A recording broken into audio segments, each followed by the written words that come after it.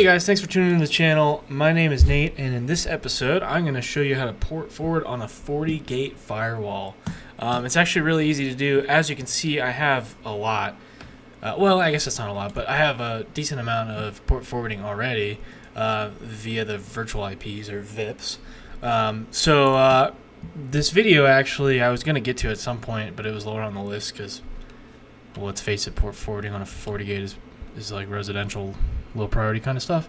But a buddy on the MikroTik forums, a CV, I think that's how it's pronounced, he made a funny comment today about Fortigate or Fortinet being cancer because simple port forwardings can be a nightmare, and I don't quite understand his logic there. But I just want to say Bach, I think that's how it's pronounced. What's up, dude, if you're watching this? So yeah, we'll just get right into it. He mentioned a specific use case, so I'll kind of go over that after the basic port forwarding here.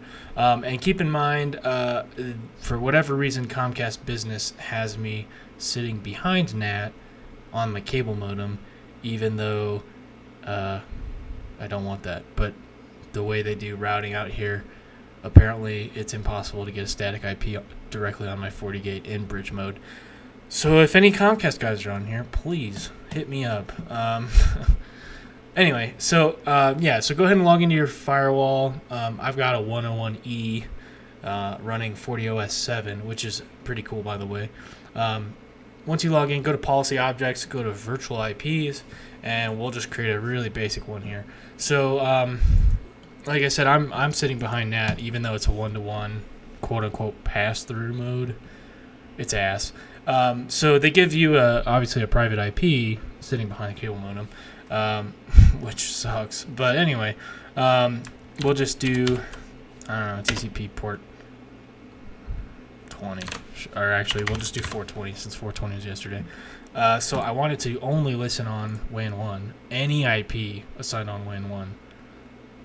So don't get this mixed up. You don't actually have to specify the IP unless you want a specific IP on that interface or even on any to have this port forward. However, this obviously is mandatory because this needs to know where to go internally for the port forward. So I'm just going to give it just a junker. That's nothing on my subnets right now.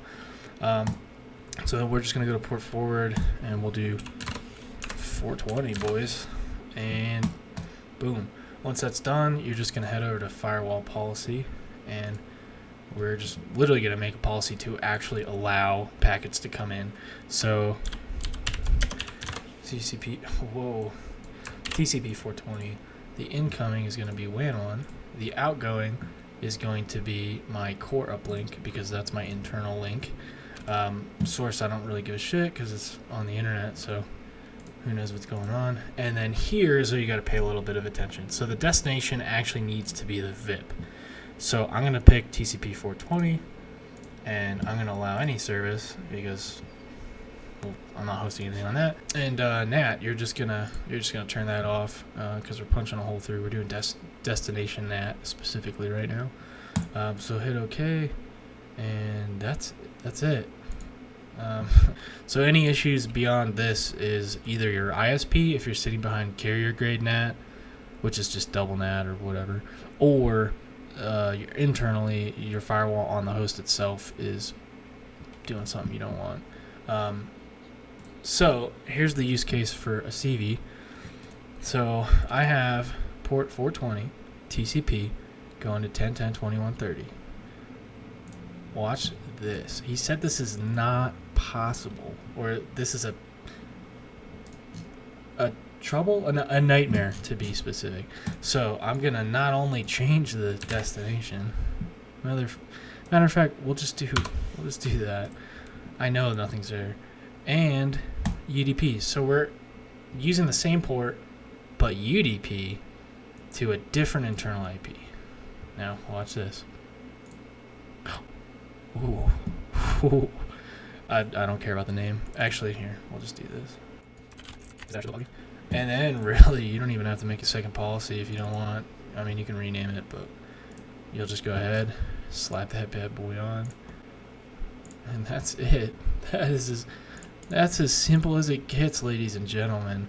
So if you got any questions or comments or shit, even if you want to ask about FortiOS7, go right ahead, man. Leave it in the comments. Give me a thumbs up if you like it. If you don't like it, shit, dude, give me a thumbs down. Let me know what you don't like. We can chit chat. I got plenty of time. So yeah, hope this was a little educational for whoever was wondering how to do this. I'm sure this is kind of beating a dead horse on the internet with a FortiGate port forward title, but if you're watching this from a search, thank you very much for picking my video, because I'm sure there was an ungodly amount of videos on your your results list. So I hope everyone has a good day, or whatever time it is where you're at, and I'll see you next time.